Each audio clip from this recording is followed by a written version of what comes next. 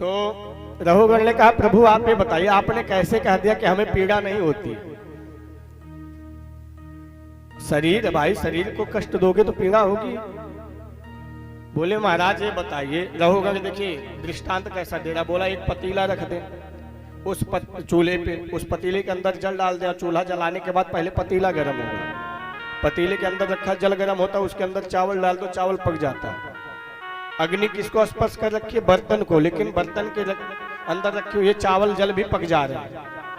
तो कैसे मान ले कि शरीर को कष्ट नहीं होता?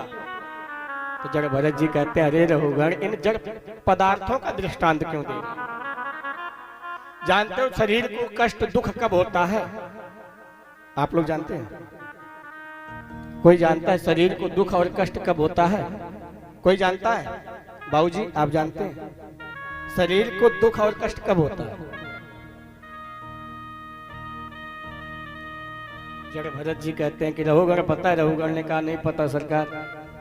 बोले शरीर को दुख कब होता है? जब हम शरीर को मन से लगा के रखेंगे। हमारे दुख का मूल कारण हमारा मन होता है। मन ही हमारे सदगति का भी कारण बनता, हमारे विनाश का कारण बनता, हमारे दुख का कारण बनता, सुख का कारण बनता। गीता में कहा गया मन योग मनुष्याणाम कारणम बंध मोक्षयो। मनुष्य का मन ही है ऐसा जो मनुष्य को मोक्ष तक प्रदान करा सकता है। अब कैसे आपको एक दृष्टांत देता हूं। कभी कभी क्या होता है जब हम किसी काम में लगे रहते हैं तो हमें भूख भी लगी रहती है, लेकिन आभास नहीं होता, एहसास नहीं होता। क्यों? क्योंकि मन को हमने भूख तक जाने नहीं दिया। एक एग्जाम्पल लीजिएगा, आपका मित्र आपको गाली देकर बात करेगा, आपको बुरा नहीं लगता? अरे मित्र है, लगता है बुरा? कदापि नहीं लगता। क्यों? मित्र है। और कोई बाहर वाला गाली दे दे तो बुरा लग जाता। क्यों?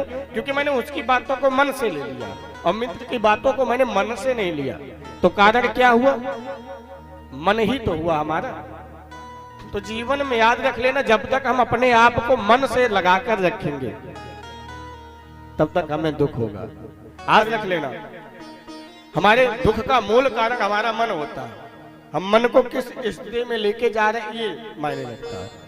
तो जड़ भरत जी ने कहा मैंने अपने शरीर को आत्मा मान लिया प्यारे।